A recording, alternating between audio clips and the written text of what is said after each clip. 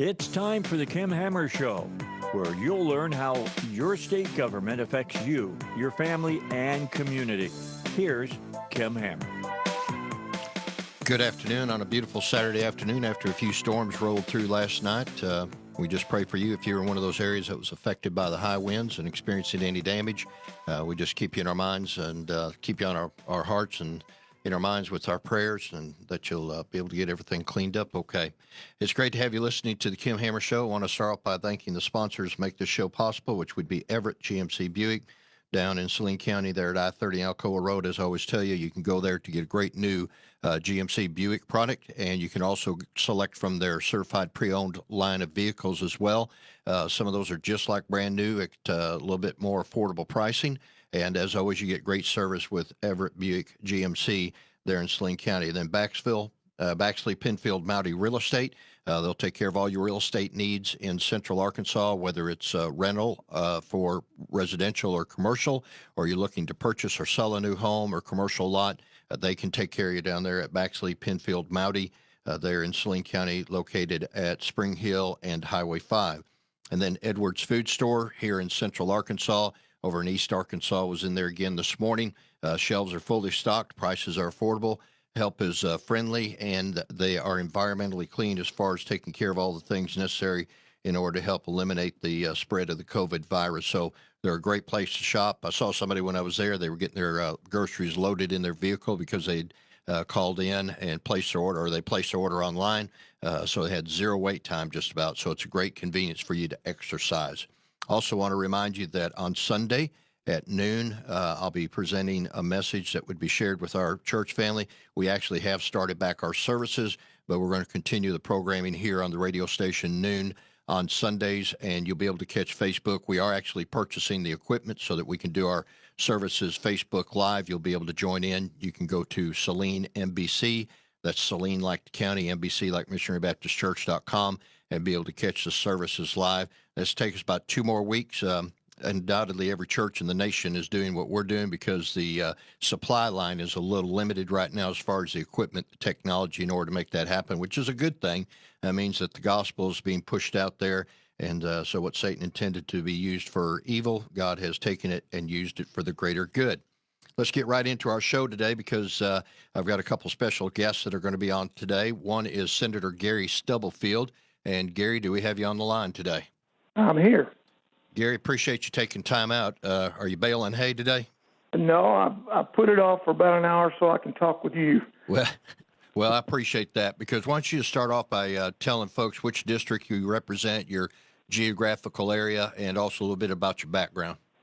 All right. I represent District 6, Senate District 6, which includes Franklin, the county which I live in, Johnson County, also Logan County, and Yell County.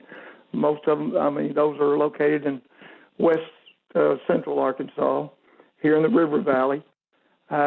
Most rural, most of these counties are rural counties. I think the largest city I have in my district is Clarksville with around 11,000 people. But anyway, I grew up on a farm, lived on a farm all my life. We run a dairy farm for about 47 years, and during that time, I went to the University of Arkansas for 4 years.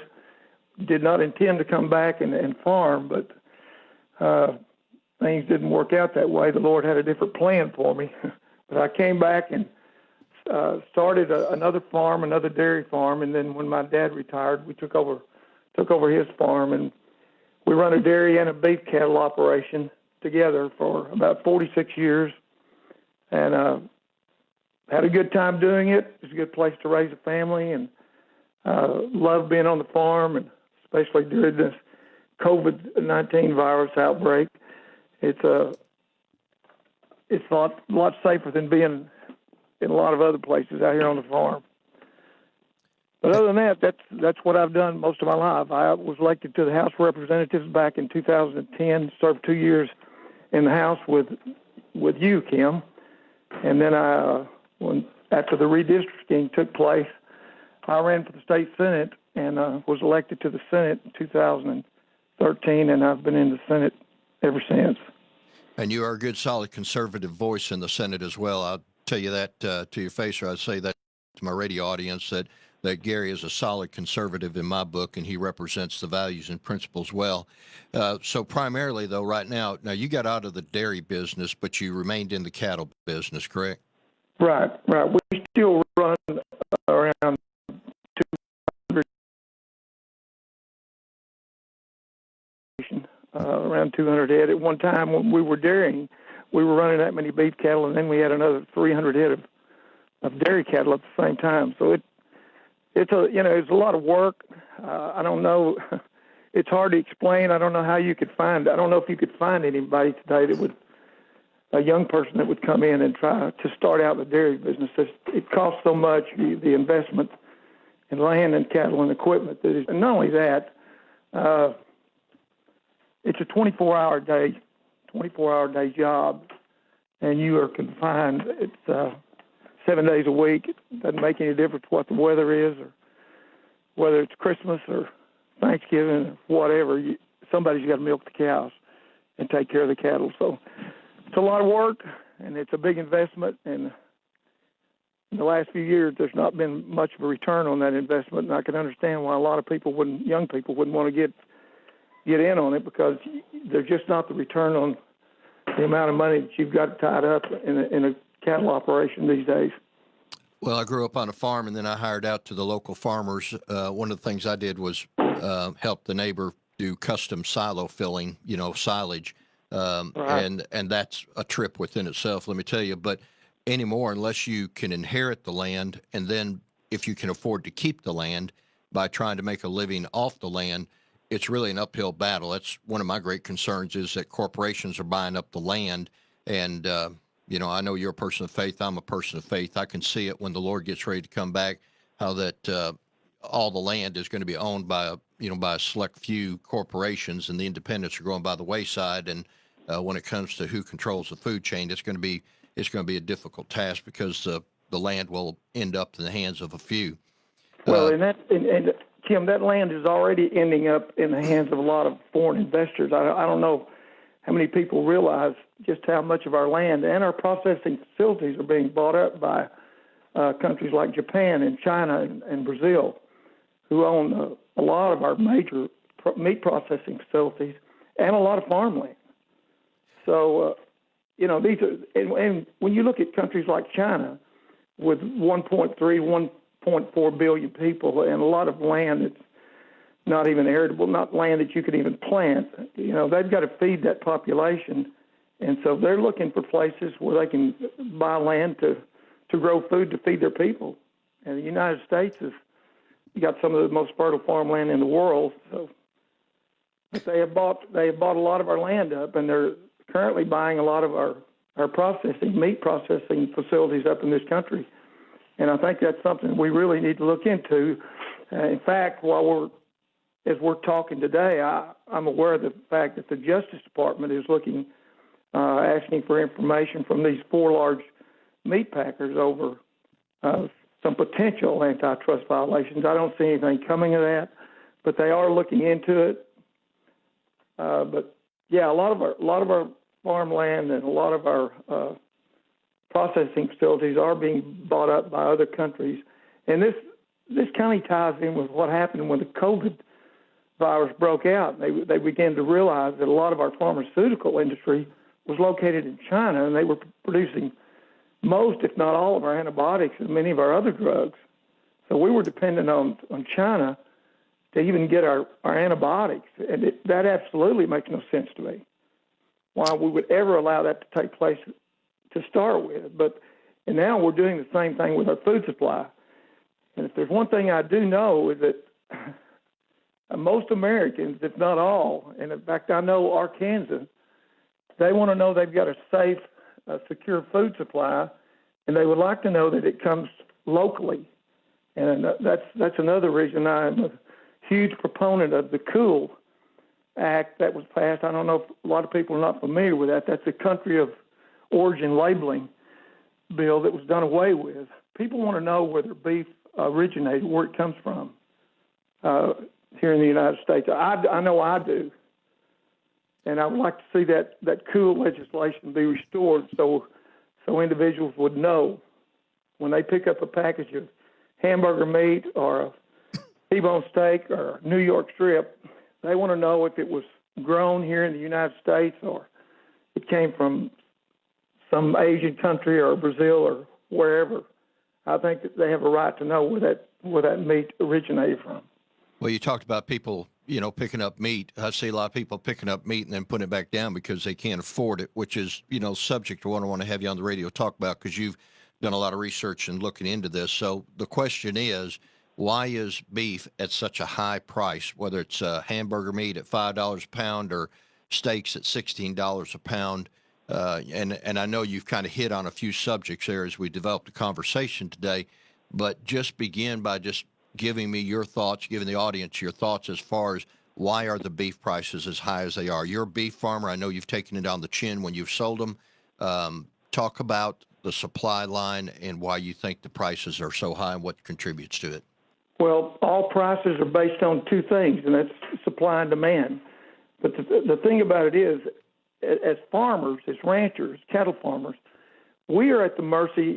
We don't have the luxury of, let's say, a furniture store or a grocery store. We don't go in and put a ticket on an item, and then we add on our margin because we know what we have to make to be profitable. We can't do that. We take our cattle to a local sale barn or a regional sale barn, and we depend on those sale barns to get the best price they can get for our cattle, depending on the buyers and who's there. And that goes all the way up through the feedlots and eventually to the packers, who have a big say in just how much we get for our cattle. But the prices we pay, in fact, I was in Little Rock, it's been about maybe a month and a half ago, and just happened to be going through one of the grocery stores over in Maumelle, and I always go to the meat aisle, and I looked over, and I saw 3 T-bone steaks in the package, and it was almost $70.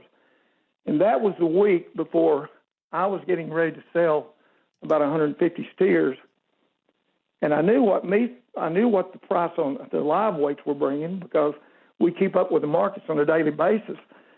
And I looked at that, and I went over, and I took a picture of it. And then I went to the hamburger aisle, and by the way, that meat was like $17 a pound. And we were getting, when we sold in Oklahoma City about 3 weeks ago, we averaged about $1.30 a pound live weight. But I went over to the hamburger aisle and looked at some of the hamburger meat, and some of that was selling for $8.50 to $9 a pound. And I have a friend who runs the Fort Smith livestock auction. So I just called him and I asked him, I said, what did weigh cows? And weigh cows are what they use to make hamburger meat. Most people may not know that. But those older cows, a lot of those cows that will not breed back, older cows, they go strictly for hamburger.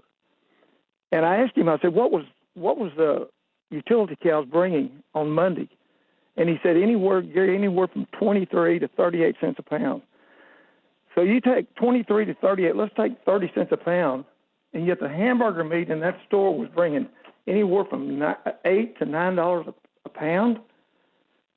And that really was before a lot of the people who were working in these big 4 packing plants, the employees, had started coming down with the coronavirus, and they start shutting some of those down. That had taken place before that, so you couldn't go back and say, well, we're bottlenecking up at the processing plants because we're having to shut those down and shutter those. I remember last year there was a Tyson's plant in Kansas that burned last fall, and overnight, these cattlemen that took their cattle to the sale barns the next morning and watched them go through the ring, they saw an automatic 1/3 loss. And a lot of those cattle were PO'd, took back to the farm because, these guys were going to take a huge loss just over that one plant that had burned in Kansas. So, a lot of these big 4 processors, and I'll just go ahead and name them. They're Cargill, Tyson's, JBS, which is a Brazilian-owned company, and National, which is also, most of it's owned by foreigners. And the problem is you have a market that's been dominated by just a few large firms, and they have a considerable amount of power over prices and profit, and all that is concentrated in the hands of these few small firms who really dominate the market, and they do it for their own good. They do it to gain greater profits. Here's the real kicker, though. These four packers have a combined market share of almost 90% of every beef, cow, calf in the United States. And that's what's amazing. When you've got four packers that have that much control over the entire 90% of the livestock that's raised in the United States, and they're all dependent upon each other for success or failure, just like the Tyson's plant that burned in Kansas. Those four packers could have worked together and up production at the other plants to offset that, but they did not. They allowed the price of beef to fall about a third. So there is a lot of collusion. They conceal a lot of that. They're interdependent. What affects one affects the others. And this has been going on not just a few years. This has been going on for a long, long time. And they use a lot of things like cost plus pricing, which basically means that any increases in input costs, that translates into identical price increases without the need for any kind of legal price fixing. So they have ways to get around this. And I know I'm rambling here, but I'll go on because I've got I keep up with what's going on in Washington, and there's a piece of legislation that they're trying to bring back, and it's a good time because, there's been a big movement in this country, especially here in the rural states, this farm-to-table movement where farmers can sell their produce and their crops directly to businesses, to schools. And there's been a movement in Washington that's gaining momentum about a bill. It's called the PRIME Act. And that PRIME is really just an acronym that stands for Processing Revival and Interstate Meat Exemption. What it really does, it amends the Federal Meat Inspection Act, and it exempts from inspection the slaughter of animals and the preparation of carcasses that are conducted at a custom slaughterhouse. Like a lot of people take their beef to a local slaughterhouse for themselves. They don't have to have that USDA inspected. They're exempt from that. So simply put, this would give these individual states the freedom to permit this interstate distribution of their slaughtered meat to the consumer, to restaurants, hotels, or grocery stores, whatever. Basically what they're saying is those same regulations that apply to some big packer that's killing 10,000 animals a day shouldn't apply to some rancher who's processing 20. So anyway, I'm certainly hoping. I know that bill's going to have a lot of pushback from the packers, and there'll be a lot of money spent it may never make it to the floor. But there's also another piece of legislation that was passed in Wyoming about 5 years ago. It's called the Food Freedom Act. And hopefully that bill hopefully will serve as a model for a lot of other states, how they can maybe deregulate many of the in-state food sales. I know that there's I cannot remember what the law is called, the Animal Share Amendments. There's an amendment to that bill that's being proposed now. It's called the Animal Share Amendment, where an individual can buy shares of a farmer's animals and become an owner through that animal share agreement. That's done, and that is all done outside of the USDA inspection regime. So this bill simply allows ranchers and farmers to sell their herd shares for their animals, and the entire herd could be sold so that consumers will own it, making it exempt from the federal law, much like we passed. You were in the House when we passed the Unpasteurized, the raw milk bill back, I think it was in 2015, and it allowed dairy farmers to sell up to 500 gallons of milk a month to individuals raw milk out of their tank. By the way, that bill, I don't think there's been one case of any foodborne illness from that since we passed that bill. And yet I know the local cheese makers have used that to make some of the best cheese in the country, because I know they've been given a lot of awards for producing cheese from the unpasteurized milk that they were able to purchase from local dairies. So anyway, that is the gist of it. Well, do me a favor, hang on the line, because I'm going to bring Steve Goode into the conversation. So we've got Steve Goode, who owns Goode's Cash Saver. He's also affiliated with the Cypress Valley Meat Packing Company. And Steve, I got you on the line. Good afternoon, Senator Hammer. Good afternoon, Senator Stubblefield. How are y'all? Good, Steve.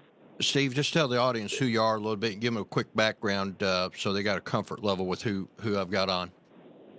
Certainly. I've been in the supermarket business since I was 16. I'm 52 today. I worked for a regional chain called Food for Less growing up. Walmart ended up buying us in the early 90s, and that's kind of how super centers came about. I, from there, went with an independent in 94, became a partner with that group in 2002, and went out on my own in 2013 in the grocery business. I own two supermarkets, one in Clinton and one in Damascus, both on Highway 65 in Faulkner and Van Buren County. In 2010, my meat supervisor for that little group that I was with, we started our own company called Cypress Valley Meat Company. And our first year, we just processed deer. Andy Shaw is my business partner in that, and is the smartest meat guy in the state of Arkansas, I tell folks. He knows it from conception to consumption. He's a brilliant meat guy, and he thought that there was a need that there needed to be deer processing. And we did such a good job with that our deer customers said, I'd like for you to process a beef for us. So we went and bought a little USDA inspected facility in Romance. We had it for about 6 years before a smoker caught on fire and burned that building to the ground. We had then in the previous year, we'd bought a facility at Pottsville and put it under inspection on Highway 64 in Polk County. And because our business was growing so much, and then we also have another custom plant in Clinton as well that's not under inspection on Highway 65. I spent the last 5.5 years serving the governor. I actually was over tobacco for the first 4.5 years, serving the governor in the state as the director of tobacco control. When transformation passed in Arkansas, he put me over alcohol, tobacco, medical marijuana, racing, and casinos, and served there until February of this year. And, love serving the state, love serving the governor. I'm actually on the Quorum Court in Faulkner County as well. But it was just time to come home and tend to my own businesses. And God's timing was perfect because with the pandemic starting, I literally was going to take a week or so off, and didn't do that. Was going to take it off in late March, but didn't have the opportunity to do that because on March 12th, all heck broke loose in the grocery business and in the meat processing business as well. So that's kind of who I am and where we've been over the last little bit. Well, I am familiar with stores because you got stores up there in the area where I lived and graduated, the one in Damascus and then the one up in Clinton and Romance over there. So I'm familiar with both of your stores. We've got about a minute before we got to go into the break, but let me just preface how we'll come back from the break if you guys can hang on. A while ago, Senator Stubblefield named off 4 primary processing plants in the nation, and it almost seems as though they've got a chokehold, or they are building toward having a chokehold on the ability to process meat, which what I would take that to mean is that they also can control the prices, and that the squeeze on the little man is going to get tighter and tighter, because if they can eliminate the independents and they can eliminate the middleman or the smaller operations, then what that's going to do is put them in a position maybe to do like the chicken farms have been done, and that is they will buy the chicken, you take care of everything else, and then they're going to tell you on the back end how much they pay you, which will allow them to set whatever price they want to set. Insert into that, then you've got somebody like you, Steve, that's got the Cypress Valley Meat Company. And when we come back, what I want to do is have you tell us how it is that you're not on the list of the 4, what makes you different, and how that reflects on the ability not only to supply the meat, but also to influence the cost of the meat. So when Gary brings a herd of cows to you or somebody else, there's some reflection of that. So we'll come back and pick that up after the break. You're listening to the Kim Hammer Show. Thank you for Everett, Baxley, Penfield, Mouty, and Edwards Food Store. Be back in a couple minutes. So I don't know if you saw this, but there was just this big study about anxiety among us. Really interesting in this study about what can keep us up at night. One of the top stressors out of all the things to worry about is paying for health care. A huge majority of us say we're worried about that. It's totally understandable, but there's an affordable alternative to health insurance. It's MediShare. It's a Christian healthcare sharing ministry, and it has worked beautifully for more than 25 years. And not only do people save lots of money, they get access to a huge network of doctors. They get to take advantage of 24/7 live access online where they can talk to a doctor and even get prescriptions. And of course, there is the savings. With MediShare, the typical family saves $500 a month. That can help you sleep easier too. There's a lot to love about it. No wonder it's grown so much. Here is the number to find out more. Call 833-32-BIBLE. That's 833-32-BIBLE. 833-32-BIBLE. Salem Media Little Rock just keeps getting better. If you're looking for some soul-lifting inspiration, check out 103.3 and 105.5 Rejoice, Little Rock's gospel experience. If Bible teaching is what you want, we've got you covered at Faith Talk 99.5. 93.3 The Fish is your home for real life, real hope. And our 101.1 The Answer is now the home of Rush Limbaugh. We're Salem Media Little Rock, the best in radio. We know we are locked in a culture war in this country. Forces that want to destroy what we believe in are fighting hard for their side. It's not an exaggeration to call this an existential threat to the future of America. 2020 will be a decisive year. This radio station encourages every listener to engage in this fight. It ends at the voting booth, but only if you are registered to vote. If you aren't, go do it today. Save America. Yeah, it's that important. 101.1 FM. The Answer. Hey, are you guys open? Yeah, we are. Come on in. As businesses reopen across the nation, is your business prepared for what comes next? Salem Surround can help. COVID-19 brought America's thriving economy to a screeching halt. But now, local businesses are getting back to normal, and families are getting out to shops, stores, and restaurants. Are you ready for the return to business and all that pent-up consumer demand? Business Recovery Plan should be ready to go right now. The marketing team at Salem Surround is ready to help, so you don't waste a minute or a dollar recapturing market share. We'll help design your recovery plan targeting potential customers with proven marketing strategies. With everything in our toolkit working for you: digital, audio, mobile, even audience-engaging contests and promotions. Contact Salem Surround for a free evaluation of your digital marketing plan. Learn more at surroundlittlerock.com. Surroundlittlerock.com. Connecting you with new customers. Welcome back to the Kim Hammer Show. Appreciate the sponsors, Everett Buick GMC down in Saline County. Great place to go and find your new Buick GMC product, whether it's brand new or from their certified line. And as always, they have great customer care and great customer service through their bay there. You can get all your needs met there at Everett Buick GMC. Then also Baxley, Penfield, Mouty, Realtor. They take care of all your realtor needs in Central Arkansas, whether it's residential or commercial. If you're looking to rent property, or if you have property you want to rent, you want them to handle it so you don't have to deal with the headaches of rental. They can take care of you on every aspect. And then Edwards Food Store here in Central Arkansas, over in East Arkansas, and they will take care of your needs for all your grocery needs.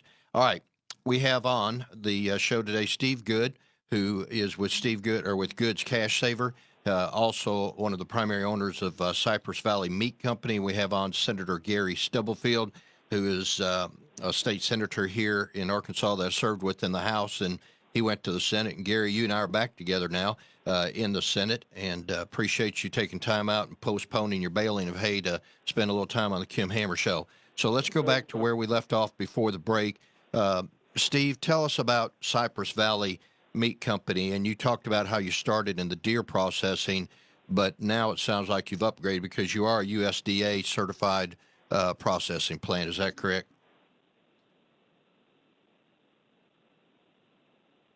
Did I lose you guys? No, I'm still here. All right. Steve, have I got you Okay, online? sorry. I apologize, Senator Hammer. I put it on mute. No problem. I've been muted before. Don't worry. It's okay. So. Yes, sir. Yes, sir. So Cypress Valley, again, we started our company. Andy had a great vision back in 2010, and we've just grown from there. And we are under inspection 5 days a week in Pottsville, have a USDA inspector on site. And what that allows, Senator Stubblefield a while ago talked about farm to table. Really, we were kind of, Andy saw this coming, and I think we were kind of really one of the first ones to realize the need for a regional processor. Senator Stubblefield made a great point earlier that the big four control over 80% of the meat process in the United States today, and the beef. And I'd take it a step further. Really, there's probably 15 processors that control in the mid-90s. So you've got 15 that control almost all of our meat supply. And so what we've been able to do is develop a customer base where we have growers that come to us. We then provide the service of harvesting the animal humanely for the growers and then processing it to their specifications under inspection. And then they take and sell to a consumer base that they've built. Now, some of those will bring products to the river market and sell, to different vendors at the river market. Some sell to local farmers market. Some have customer bases that they've just built on their own. And then because, of our name, Cypress Valley Meat Company, through this pandemic, we've had call after call after call after call daily saying, hey, what can we get from you? And we then just refer them to our growers that we do the processing for. So that's kind of who we are. And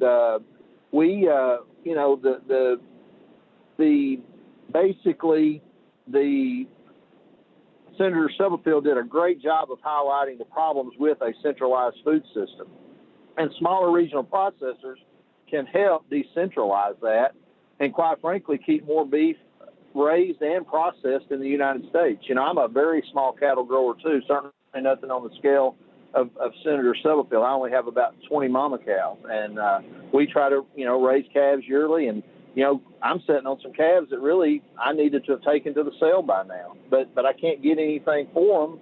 There's just no value in them right now. And so it hurts the Arkansas farmer for sure when you have this kind of a backlog at the big processing facilities.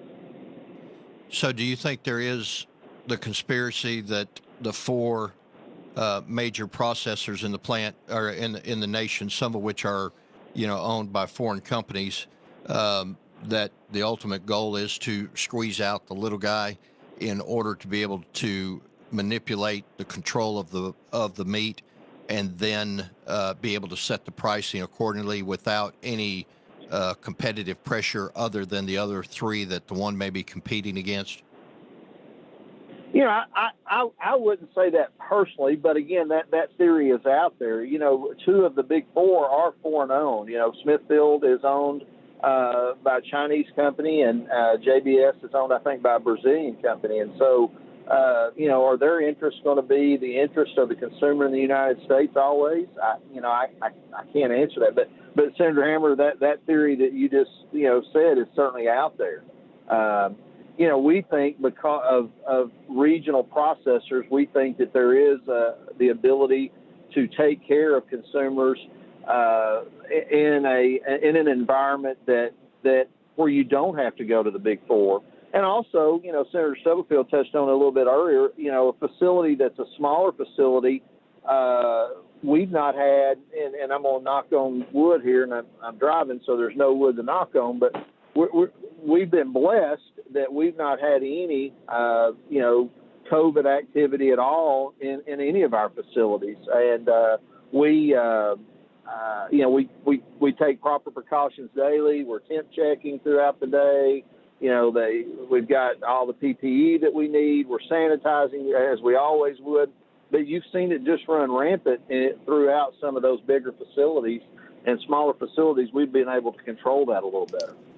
Do you, and Senator Stubblefield hit on this a while ago, and Gary join in anywhere along this part of the conversation, but with regards to, if you have to be a USDA inspected plant, that comes with certain cost associated with it. And while regulations and inspection of food is not a bad thing, the concept is floating around out there about states being able to do their own inspection of facilities in order to open up the market more so than it is right now, so that individuals, could, and I think Senator Stubblefield hit on the idea that if several farmers wanted to go together and pack up and be able to, provide to a slaughterhouse, what are your thoughts dealing? And maybe you don't want to answer this because if your USDA inspector's listening, but no, certainly we'll answer it. What about the idea of states taking over that responsibility? Well, and so we've all, that question's been out there, I guess, for quite a while. And so one of the things that we always ask ourselves was there a need that wasn't being met? And I think you go back a year ago, and the answer to that was probably no. Every need was being met at that time. I won't do anything except speak the truth here. If you go back 90 days ago, pre-pandemic, most processors in the state were not booked out a year, up to a year. Most were booked out 2 or 3 or 4 months, which, is maybe not convenient for somebody that wants to harvest an animal tomorrow, but most growers understood that process. We were actually booked out almost a year at that time.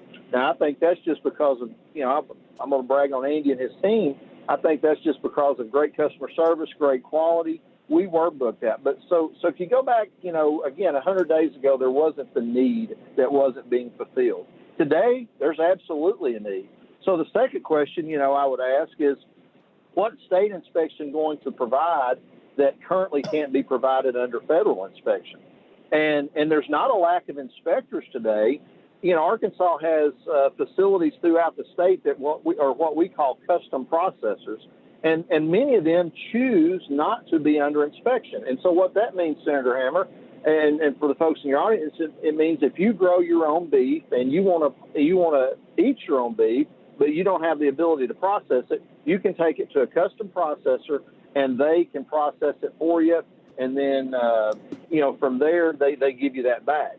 The only thing that you can't do at a custom processor is then take that beef and sell it at retail, or sell it at wholesale for somebody else to sell it at retail.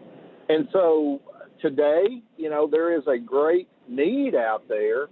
But again, there are facilities throughout the state today that are overwhelmed with business that really probably would choose not to go under state inspection even if it were offered, because they've got enough custom business today. And so it's not the ability to not have inspectors. It's really, like for instance us, we could do double, triple what we're doing today. We just don't have the facility to do it. And so rather than adding state inspection or throwing money at state inspection, I would say, hey, let's get processors throughout the state that want to grow, and let's focus on helping them grow under federal inspection if they want to be under it. And then you're not adding another layer of government. Because, again, if the state inspection is not going to provide anything different than what's being provided federally, you're really not solving any problem. It's not an inspection problem today. It's a capacity problem today. Gary, you got any thoughts? Yeah, I would agree with almost everything he said. You got to look back. It wasn't that many years ago that we had 10,000 processing plants in the United States. Now we're down to somewhere in the neighborhood of 2,500. So, and it keeps falling every year. We lose more and more of those. So it's really a problem that we've reached a point where there's just not enough small processors left to handle the volume, like Steve said. But what really troubles me is the fact that we milk cows for 40 something years, and I've seen milk fall from $20 a hundredweight. We were paid by the hundredweight, $20 a hundredweight to $9 a hundredweight overnight. And when it was $20 a hundredweight, that milk was bringing $2.90 a gallon in the store. When it fell to $9, even months later, that milk was still bringing $2.90 in the store. We just experienced oil prices that fell below $1 in the negative column. That was never reflected. Sure, gas fell some, diesel fell some, but not to the extent to reflect the price of oil and the price of oil that's trading right now. So, and it's the same way with beef. I've seen it in the beef market all my life. You know, you can see beef prices go down to where most farmers can't even survive unless they've got another job working outside or the wife's working. But you go to the store, and those prices are still as high as they were before the price of live cattle fell. So that needs to be looked into. All that needs to be looked into, because somewhere along the line, farmers are getting the short end of the stick. And I just believe that we can. When we were in the dairy business, we had a state inspector that came out every month. He had to make at least 11 inspections during the year. No USDA oversight, but we could allow state inspectors in with some USDA oversight to make sure. And, you know, you could set up cameras to make sure the animal's ambulatory, can walk off the trailer, because there's a lot of, well, I won't even get into that, but there's a lot of things we could do to get the cattle producers back in the game, the small processors back in the game of processing beef, so people could know that their beef comes from a local source and it is grown here in the United States of America. It's not shipped in from some other country and mixed in with American beef and sold as beef made in America. That's happening all the time. So there needs to be some oversight that has been neglected for a long, long time. So how many? Go ahead, Steve. Senator Stubblefield makes a great point. You know, the loser in this whole deal is the farmer. And I would just tell you that, you know, again, Andy's had it on our radar to really grow before this happened, because, again, we've had consumers that have, from probably an 8 to 10 state radius, that have reached out to us wanting us to process for them. And so the problem becomes for us as processors is, you know, startup costs. You know, people kind of know, most homeowners know, you know, you say, okay, I can build my home for, you know, years ago for $50 a foot. Now probably the going rate, I can build a regular home for $100 a foot. To build a facility, a processing facility where you have all the equipment that you need, that's the latest, the greatest. By the time you go through all the permitting, the wastewater management, the solid waste disposal, your land costs, you're talking about $350 to $600 a foot to put a facility in. Well, I mean, do the math. I mean, it's outrageous. And look, I guess that's what it is today, but that's what keeps, you know, that's why that number, to Senator Stubblefield's point, has dwindled from 10,000 to 2,500. You know, it's a low profit margin business on the processing side. I mean, we're, you know, you look at my bank account, we're certainly not getting rich out of the processing side of the business. You know, sometimes there's seasonability to it. You know, winter times are hard for people sometimes to get animals transferred to the processing facility. And so there's just a lot of reasons why the small processor has gone away. I would tell you, pre-pandemic, we were one of the few that were trying to grow the business. Most, to Senator Stubblefield's point, were getting out of the business. Well, I know I've got some small friends. Farmers who we've got to take care of. Okay. Gary, you got anything to throw on that? Well, all I can say is, like you said, we keep losing the small farmers. You're going to see more and more of these CAFOs come in, these concentrated animal feeding operations, like we saw along the Mulberry, where you have huge numbers of animals in one concentrated area, and we don't want that. We want to keep the family farm going. It's very important to the communities and what they give back to the communities. We had 125 dairies here in Franklin County back in the 70s. Now we have 2 left. And if you think that doesn't affect the economics of Franklin County as far as the co-ops, the feed stores, and every other business in the county, well, you're badly mistaken, because it does. We had, you know, there was a time when we had, 20 or 30,000 dairies in Arkansas. Now we're down to about 35. So the dairy industry in Arkansas basically it's gone away. And yet you look to our west, and you've got tanker after tanker coming in from New Mexico and West Texas, coming into Little Rock with tanker after tanker of milk from other states. And even even Florida, bringing milk into Arkansas. But the small dairy farmers, they're basically gone in the state of Arkansas. And I hope that doesn't happen to the beef industry, but if something doesn't change, I think it very well could. All right, gentlemen. Anything else y'all want to add to the conversation?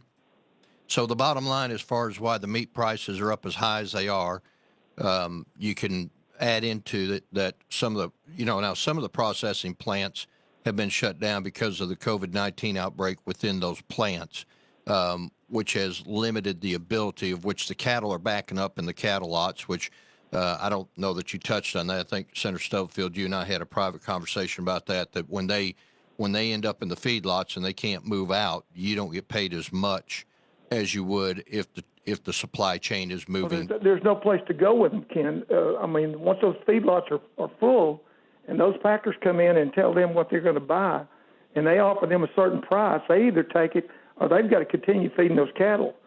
And when you got those heavier weights are not good for those, they're not good for those feedlots. And then those cattle back up. Some of them are turned back out on grass that really need to be moved to the feedlots. So it's a chain reaction, and it's not a good chain reaction. And the thing about it is, and I don't want to get into this, but I just heard yesterday where the coronavirus now is mutating into a less serious form of virus because it doesn't want to destroy its host. And now the cases they're showing up in New York and other places are much less serious than the original virus. Now explain that to me. That's probably for another show, but anyway. Yeah. Well, a lot of those workers, and they do work in close confined areas in those packing plants. They had a huge, unbelievable number of workers in those meat processing plants that contracted the coronavirus. And if the president hadn't ordered those things back up, I'm afraid some people might be paying $20 a pound for hamburger instead of $7 and $8. So looking at it from a multiple front, if you would, if the processing plants, while it is that we may not like it that there are four major players in the processing field, if all the processing plants can get open back up to where they can start moving the cows through and getting them processed over time, then we should see the prices come back down. Sidebar, do we want to see it all controlled by four individuals? No, but to Steve's point, the cost at $600-800 a foot or whatever that unimaginable number that you threw out a while ago, unless you can get some more Cypress Valley meat companies up and running that can maybe operate on a smaller scale, but it does provide some relief point so that it can keep flowing. How far, if that is all true, how far out would you anticipate that would be before we see the meat prices start falling again? Well, I'll tell you, at retail, we buy from Associated Wholesale Grocers, which is a co-op of, Senator Hammer, some of your customers will know Harps or Edwards Food Giant. I buy from the same group they do. We're starting to see future prices, prices a week or two out actually starting to retract a little bit on beef. Andy found a great deal. It was frozen. He found some frozen chubs this week that were $2.99 a pound for a 5-pound chub. We haven't seen that, in 10 or 12 weeks. But I did look out on the futures, 2 weeks out. Here's the crazy thing. I normally write an ad 4 weeks out. So we're writing an ad for 4 weeks from now. We're writing our July the 4th ad this week. And you go back, when this thing started, all of a sudden we had ads written that we couldn't fulfill because all of a sudden the product wasn't there. And then the packers wouldn't even quote our warehouse prices for several weeks. So, it made it very difficult to even write a supermarket ad. But we are starting to see some prices that are falling. I would say within the next 2 to 3 weeks, you ought to see ground beef back in the $3, which is not a great price, but at least it's better than, $6 or $7 that you've seen in some retail settings. And then, hopefully it even gets better if these plants can get up to capacity. So, well, one last thing I'd like to say, and I appreciate both of you guys.